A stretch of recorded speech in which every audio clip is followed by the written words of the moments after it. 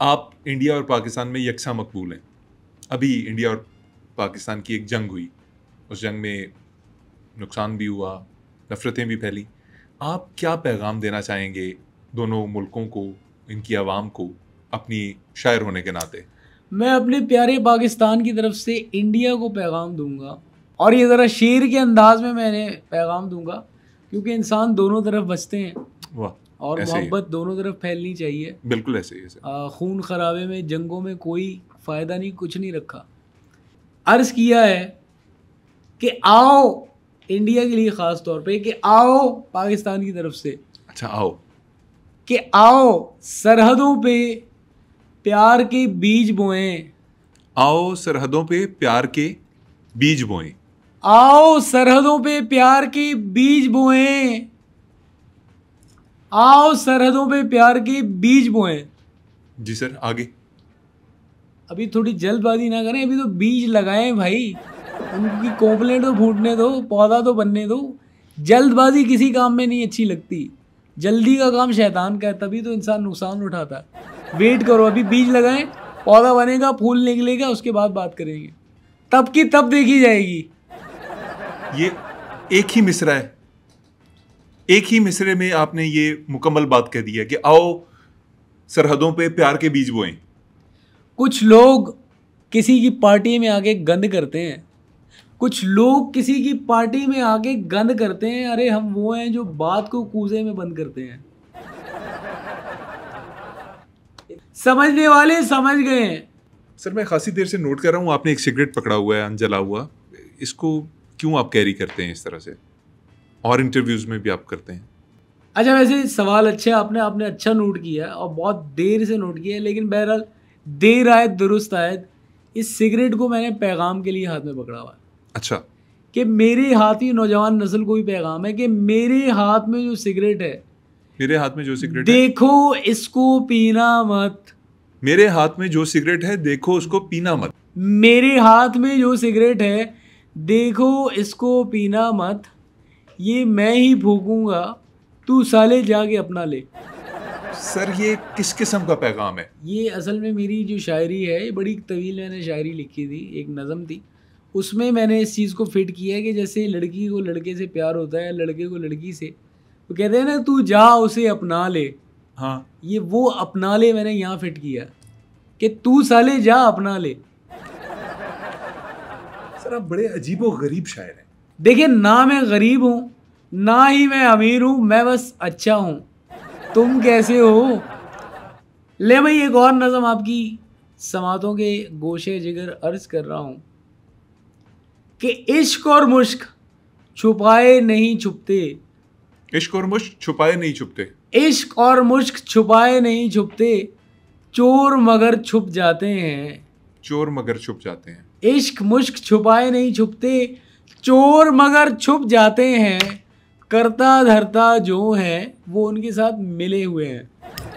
Sir, still मैं आपकी शायरी को कंप्रीहेंड करने से कासिर हूँ, बिल्कुल कासिर हूँ। चलें दूसरा सुना देता हूँ, ताज़ा है कि रोशनी कब है शहर में उसके, रोशनी कब है शहर में उसके, चारों तरफ अंधेरा है। अरे वाह वाह। रोशनी कब है शहर में उसके, चारों तरफ अंधेरा है। वाह। जिससे पूछो यही कहता है, जिससे पूछो यही कहता है, ये बिल मेरा नहीं तेरा है। यहां से दाद नहीं आ रही, लेकिन वहां से दाद आ रही है। भाई लगे हाथ एक और सुन ले सर। कि वो बात मुझको याद आ गई जो भूल चुका था मैं। वो बात मुझको याद आ गई जो भूल चुका था, जो भूल चुका था मैं। आप लोग क्या नए शिफ्ट हुए हो यहाँ पे? पहले कभी नहीं देखा आपको इस मोहल्ले में मैंने। सर, एक चीज़ बताइए, ये जो पुराने शायर थे जिन्हें मास्टर्स कहा जाता है, जो असातिज़ा थे, उनकी शायरी में दर्द हर जगह देखने को मिलता था। आपकी शायरी में कोई दर्द ही नहीं है। आप अजीबो गरीब महल्लेदारी वाली शायरी कर रहे हैं। तुम्हें देखा नहीं, तुम्हें ये नहीं किया, फलां करती हो, ऐसे देख लूं वैसे देख लूं। आपकी शायरी में दर्द कहाँ है? ये क्या कर रहे हैं? भरम दिखा रहा हूँ तुम्हें। उलट सवाल कर रहे हो, पता नहीं किस किस्म के आदमी हो यार। ये कोई सवाल है करने का? ये कोई बात है करने की? सर क्यों नहीं, मेरा हक है आपसे पूछना कि शायरी में दर्द एक बहुत अहम जुज़ समझा जाता है, आपकी शायरी में दर्द क्यों नहीं है? दर्द की बात आपने छेड़ के वाकई दर्द वाला मामला शुरू कर दिया है कि इस पे मैंने लिखा था कि अब पूछते हो कि सड़क पे बैठे रो रही हो क्यों? अब पूछते हो सड़क पे बैठे रो रही हो क्यों? अब पूछते हो सड़क पे बैठे रो रही हो क्यों? अंकल गलती सारी आपके लड़के की है, इसने रेस दबा दी थी और मोटरसाइकिल गिर गई। क्या कहने तो मैं बाद में आपसे पूछूंगा। मुझे ये बताइए आप इतने फेमस कैसे हो गए? इस तरह की शायरी के साथ आप फेमस कैसे हो गए हैं? मैं बहुत बड़ा फॉलोवर हूँ अली ज़रियून का, अली भाई का फॉलोवर हूँ और मैं उन जैसा बनना चाहता हूँ, उन जैसी शायरी करना चाहता हूँ। यार बात को समझो, तुम्हें ये नहीं पता कितने पागल इंसान हो, कितने जाहिल हो। आप अली ज़रियून नहीं है? मैं अली ज़रियून हूँ यार, आपने खुद तो मेरा तारुफ करवाया है। अली ज़रियून मुशायरा कर रहे होंगे कहीं पे। मतलब आप अली ज़रियून नहीं हैं? नहीं भाई, मैं तो उनका बहुत बड़ा मद्दाह हूँ, मैं तो उनकी जैसी शायरी करना चाहता हूँ, मैं उनके जैसा बनना चाहता हूँ। बात को समझो यार। तो आपने डाई हार्ड फैन और सर जी डाई हार्ड फैन साहब, अगर आप अली ज़रियून नहीं है तो आपने तारुफ क्यों नहीं करवाया? मुझे क्यों नहीं बताया?